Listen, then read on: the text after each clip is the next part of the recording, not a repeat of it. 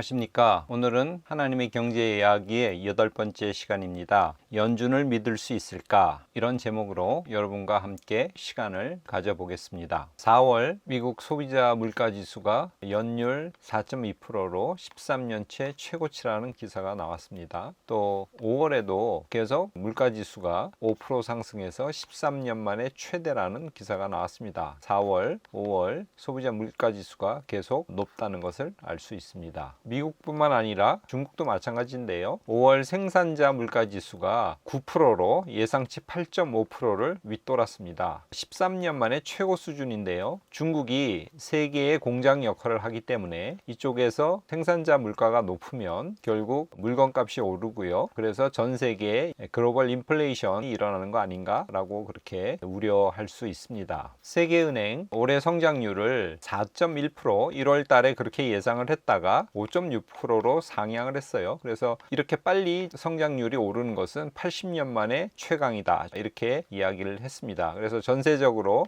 소비자 물가, 생산자 물가, 그 다음에 성장률 모두 다 오르고 있는 것을 알 수 있습니다. 왜 이렇게 물가가 오르는지 여러 이유가 있겠습니다. 미국 중심으로 보겠는데요. 지금 각종 원자재 가격이 상승하고 있습니다. 그리고 작년 1년 동안 코로나19로 인해서 셧다운 됐다가 경제가 재개되기 때문에 수요가 지금 폭발적으로 늘고 있죠. 성장률도 상승하고 있습니다. 미국 정부의 부양책이 굉장히 큰 규모로 진행되고 있죠. 이러한 것이 이제 물가 상승, 인플레이션의 압박 요인이 되고 있습니다. 미국 GDP에서 소비가 70%를 차지하는데요. 그 중에서도 대면 서비스가 소비 전체 부분의 65%를 차지합니다. 그래서 미국은 지금 백신 접종률이 굉장히 높아지고 있죠. 식당, 영화관, 여행 등 대면 서비스 부분에 수요가 이제 폭발할 것입니다. 그러면 이것도 또한 물가 상승 요인으로 작용하게 됩니다. 과거에 미국 물가 상승률은 평균 2% 내외였어요. 물론 이제 작년에 기저효과 때문에 높긴 하지만 지금은 4%에서 5%에 달하고 있습니다. 그리고 또 거기에다가 달러 가치가 주요 통화에 비해서 작년에 7% 하락했습니다. 돈값이 떨어진다는 것은 이제 인플레 요인이죠. 그런 여러 가지 이유로 해서 특별히 이제 미국 시장의 경우에 물가 상승, 인플레 압박 요인이 여러 가지로 지금 작용하고 있습니다.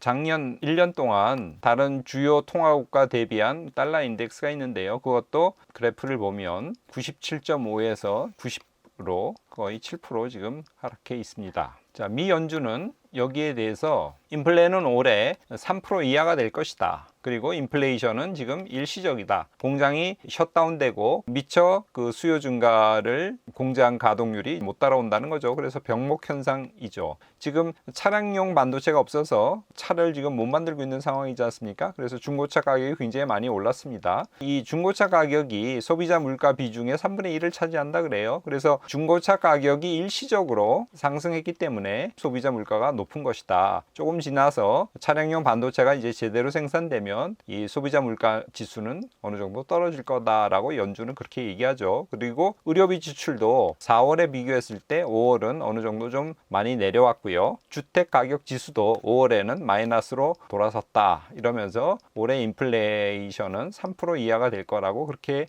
연준은 이야기합니다. 그리고 인플레이션보다 중요한 것이 고용이다. 고용이 충분히 될 때까지는 테이퍼링을 천천히 하겠다. 금리는 당분간 안 올릴 예정이다라고 연준은 이렇게 얘기하죠. 자, 그래서 과연 이러한 연준의 설명과 설득을 과연 시장이 믿을 것이냐 아니면 안 믿을 것이냐가 지금 관건이죠. 당장 채권 시장만 보면 연준을 믿는 듯 보여요. 왜냐하면 지금 미국 10년채가 상승하다가 다시 하락하고 있기 때문입니다. 연준은 단기금리밖에 조정을 하지 못합니다. 장기금리는 시장이 결정을 합니다. 연준이 단기금리를 올릴 것으로 예상되면 시장의 10년물 국채 금리는 오르게 되어 있습니다. 다음 그래프를 한번 보겠습니다. 10년물 채권 금리입니다. 지난 일주일 동안인데요. 계속 내려오고 있죠. 10일 날 잠깐 미국 소비자 물가 지수가 굉장히 올랐기 때문에 지금 깜짝 놀라서 채권 금리도 올랐습니다. 그러나 시장이 이제 일시적일 거라고 생각하면서 채권 금리가 계속 내려오고 있는 중이죠. 지난 5년간의 채권 금리를 한번 보겠습니다. 쭉 내려왔다가 작년 코로나 사태 중반기부터 이제 실질 금리가 마이너스 2.5%에 달했거든요. 그렇기 때문에 이제 더 이상 여기서 금리가 떨어지지 않을 것이다 라고 하면서 작년 중반부터 이제 금리가 오르기 시작했죠. 그러다가 다시 올 1월, 2월에 이제 금리가 다시 내려오고 있습니다. 자, 그래서 시장은 금리를 천천히 올릴 것이고, 그리고 인플레이션은 일어나지 않는다 라고 하는 연준의 말을 일단은 그래프로 보면 믿고 있는 거 아닌가 라는 생각이 들고 있습니다. 6월 15일에서 16일 날 FOMC 6월 연방공개시장위원회가 회의가 있습니다. 그래서 거기서 과연 테이퍼링이라는 말이 나올 것인지 안 나올 것인지 지금 이 시장이 그것을 예의주시하고 있죠. 테이퍼링이라는 것은 저번에도 말씀드렸지만 연준이 시중에 돈을 풀고 있는데 돈을 풀고 있는 것을 줄이는 것, 이것을 테이퍼링이라고 하죠. 자, 연방공개시장위원회에 참석하는 많은 인사 중에 지금 이제 매파 강경 발언을 하는 사람이 있습니다. 리차드 클라리다 부의장은 인플레이션 상방 압력은 일시적이지만 만일 물가가 과다하게 오르면 연준은 조치를 할 것이다. 즉 테이퍼링을 할 것이다 라는 그런 발언을 5월 17일 날 했고요. 패트릭 하커는 긴축을 위해서 MBS 축소 고려가 가능하다. 그 다음에 테이퍼링 논의를 시작해야 된다. 이런 발언을 5월 21일 날 했고요. 그 다음에 에스더 조지 이 위원도 인플레이션 조짐을 간과하지는 않겠다. 그리고 대규모 부양책 시행으로 경제 지형이 크게 달라지고 있다. 그래서 정책 결정자는 유연하고 민첩하게 여기에 대응해야 된다라는 그런 발언을 했죠. 제닛 옐런 재무부 장관이 최근에 추가의 재정 지출은 완만한 금리 인상으로 이어질 수 있어서 금리를 다소 올려야 될지도 모른다. 이런 매파성 발언을 하는 사람들이 지금 연방공개시장위원회 위원 중에 점점 늘고 있습니다. 재무장관 제닛 옐런이 소폭의 금리 인상은 결국 미국에 유리할 것이다 이런 발언을 했어요. 그래서 금리 인상하는 거 아닌가 그 뉘앙스를 7일 날 풍겼죠. 제닛 옐런 재무부 장관은 5월 달에도 금리 올려야 할지도 모른다라는 발언을 했어요. 5월 4일 날. 그래서 나스닥 시장이 충격을 받았는데 그 다음 날은 내 말이 금리 인상 본 건 아니다라고 이렇게 해명을 하면서 언어 유희로 오를 수도 있다 그랬다가 아니다라고 하면서 지금 시장을 계속 금리 인상에 훈련을 시키거나 적응을 시키고 있는 것 아닌가라는 그런 인상을 주고 있습니다. 아까도 얘기했지만 6월 15일, 16일 다음 주죠. 연방공개시장위원회 FOMC라고 하는데 이 회의를 지켜봐야 될 것 같습니다. 거기서 무슨 이야기가 나오는지, 그리고 거기서 별 이야기가 나오지 않는다면 8월에 연례 회의가 있어요. 잭슨홀 회의라고 하는데 이 회의에서 또 무슨 내용이 나오는지 지켜봐야 될 것 같습니다. 거기서 체크 포인트는 경제 전망이 수정되는지, 그래서 성장률과 물가가 점점 더 올라가고 있는 것을 우리가 만일 확인한다면 이제 연준이 지금까지 안심하라, 괜찮다, 인플레이션 안 일어난다 이랬다가 말을 바꿀 가능성이 있습니다. 올해 성장률이 6.5%로 지금 전망하고 있고요. 현재 소비 물가는 2.3%고 근원 물가는 1.8%예요. 근원 물가라고 하는 것은 이 소비 물가에서 식료품하고 에너지를 뺀 것을 근원 물가라고 합니다. 지금 이런 예상인데 과연 이것보다 성장률이나 물가가 더 올라갈지 안 올라갈지 우리가 주시를 해봐야 될 것 같습니다. 자, 그런데 실제로 여러 그 자산 시장에서는 과열 현상이 일어나고 있어요. 예를 들면 주택 시장인데 케이스 실러 주택 지수라는 게 있습니다. 미국의 20대 도시 주택 가격의 동향 지수인데요. 케이스 실러 주택 지수가 2016년, 17년 그때 지수가 200%까지 올랐다가 떨어졌죠. 그리고는 12년부터 지금 상승해가지고 현재 최고점에 이르고 있습니다. 85%가 상승했죠. 케이스 실러 주택 지수로 보면 굉장히 지금 고점이고 과열권에 진입해 있다는 것을 알 수 있습니다. 경제가 지금 성장하고 있고 물가도 계속 오르고 있죠. 그런데 지금 10년물 국채 금리는 안 오르고 있습니다. 단기 금리는 연준이 막고 있죠. 그렇기 때문에 이건 정책적으로 컨트롤하고 있다고 해도 이 시장 금리인 10년물 금리는 현재 안 오르고 있어요. 그래서 이게 논리로 설명하기가 굉장히 어려운 그런 상황입니다. 4월 미국 실질 금리는 지금 마이너스 2.5%예요. 그래서 2000년 이후에 최저입니다. 실질 금리가 마이너스 2.5%라는 것은 굉장히 비정상적입니다. 실질 금리가 마이너스이기 때문에 이것은 돈을 들고 있으면 손해본다는 뜻입니다. 그래서 사람들이 돈을 저축하지 않고 주식이나 주택시장 등에 투자하고 있는 것입니다. 6월 미국 ISM 제조업 구매자 관리 지수가 있습니다. 여러 회사의 구매 관리자들한테 설문조사를 하는 것입니다. 50보다 높으면 구매를 늘리겠다는 뜻입니다. 그것은 경기가 활성화된다는 뜻이거든요. 예상 60.8보다 더 높이 나왔습니다. 그래프를 보겠습니다. 지금 이렇게 높게 나왔죠. 그래서 왜 10년 국채 금리는 하락하고 있는지 여러 이유를 한번 찾아봤어요. 연준이 현재도 이 국채를 계속 매입하고 있습니다. 그래서 연준이 들고 있는 국채의 총량이 전체의 지금 20%까지 올라가 있습니다. 역대 지금 최대로 국채를 많이 연준이 사고 있는 것입니다. 과거에는 외국인이 25%까지 들고 있었는데 지금은 18%대로 떨어졌습니다. 그리고 최근에 일본 중앙은행은 미국 국채를 사고 있습니다. 아마도 미국 정부가 협조를 요청한 것 같아요. 그래서 미국 국채 수요가 늘다 보니까 금리는 떨어지는 거죠. 그래서 지금 국채 금리가 하락하고 있는 것 같아요. 인플레이션이 일어나고 그 다음에 경기가 활성화되기 때문에 사실은 국채 가격은 올라야 되는 거거든요. 자, 미국 올해 성장률은 6.5% 그리고 물가 상승률은 3% 정도로 예상을 하고 있습니다. 그런데 장기 금리가 1.5%대라는 것은 굉장히 비정상적이죠. 보통 장기 금리가 물가 상승률보다 높아야 돼요. 미국이 평균 잠재 성장률이 1.9%입니다.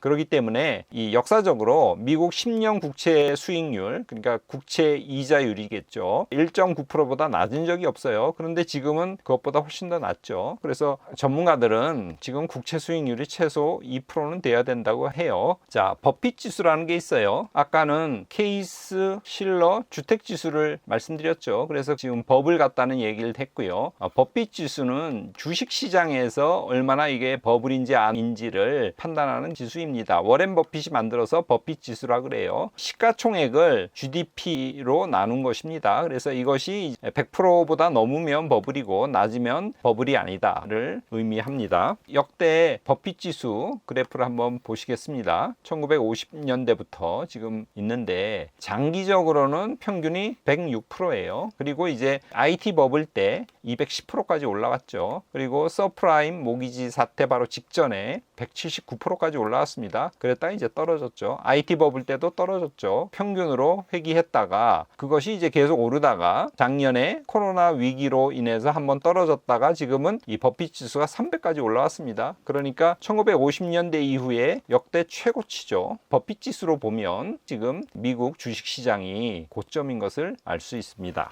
미국 사람들도 돈을 굉장히 많이 빌렸어요. 그래서 신용융자가 8천억 달러에 이릅니다. 근데 실질 금리가 마이너스이기 때문에 사람들은 그것을 예금을 하거나 이러지 않고 주식을 사고 있죠. 그래서 미국 가계 자산 중에 현재 예금이 14%고 주식에 투자한 비중이 50%라 그래요. 그런데 50%대에 이르면 주식시장이 상당폭으로 조정을 보였습니다. 그래서 이런 버블이 심한 상황에서 만일 금리가 오르면 누적된 부채가 한꺼번에 터질 수 있죠. 그래서 서머스 전 재무부 장관이 경고를 했습니다. 그건 좀 이따 보여드리고요. 일단 가계재산 주식 비중이 50%가 되었을 때 어떻게 되는지 그래프를 한번 보여드리겠습니다. 파란색이 S&P 500 주가 지수고요. 빨간색이 가계가 갖고 있는 주식 비중입니다. 50%대가 되면 여기 한 번 있었고요. 또 여기 한 번 있었죠. 이 주식 시장이 이렇게 내려온 걸 볼 수 있죠. 여기서도 50%가 되니까 주식시장 한번 내려왔죠. 자, 근데 현재는 지금 50%를 훨씬 더 넘어서 거의 55%대에 이르고 있습니다. 자, 이런 상황이기 때문에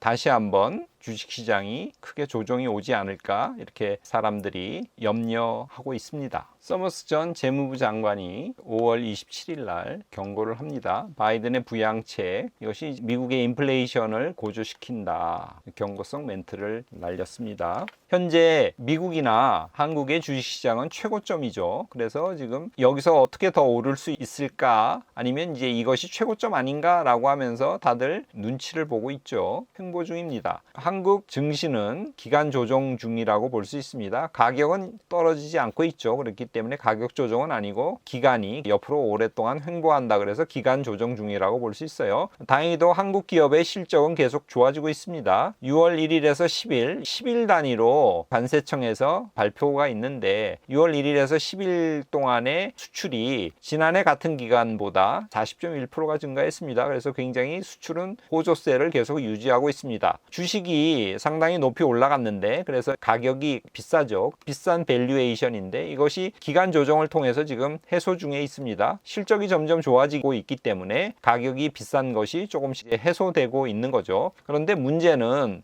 회사들의 실적이 과연 얼마나 더 좋아질 수 있을지 이게 문제죠. 지금 굉장히 많이 올랐기 때문에 고점에 있기 때문에 지금까지 좋아진 만큼 더 계속적으로 좋아질 수 있을지 시장이 확신을 못하고 있는 상황입니다. 풍부한 유동성을 바탕으로 많은 사람들이 지금 투자에 참여했죠. 그래서 모든 자산 가격이 높아져 있습니다. 미국 S&P 500 주가 지수를 보겠습니다. 지난 한 달 거의 한 달 이상 횡보 중이죠. 코스피 주가는 6개월 정도 횡보 중입니다. 수출 한국이 6월 1일에서 10일까지 좋았다는 거 말씀드렸죠. 자, 물가는 점점 오르고 있고요. 경기도 좋아지고 있습니다. 이렇게 되면 이제 인플레이션이 일어날 수밖에 없죠. 그런데 연준은 지금 인플레이션은 일시적이다. 그리고 금리를 최대한 늦게 올리겠다. 이렇게 말하고 있습니다. 이러한 연준의 말을 우리가 믿을 수 있을지가 이제 문제죠. 지금 시장의 이 10년 채권물 금리로 보면 일단은 믿는 쪽으로 가고 있는 것 같아요. 왜냐하면 금리가 지금 조금 하락하고 있기 때문에 그렇습니다. 주식시장은 지금 너무 올랐기 때문에 주저주저 하면서 횡보하고 있고요. 주택시장도 지금 고점 논란에 사로잡혀 있죠. 그래서 모든 분야가 현재 만만치 않은 그런 상황입니다. 미 10년물 채권금리 그래프를 한번 보겠습니다. 지난 5년 동안인데요.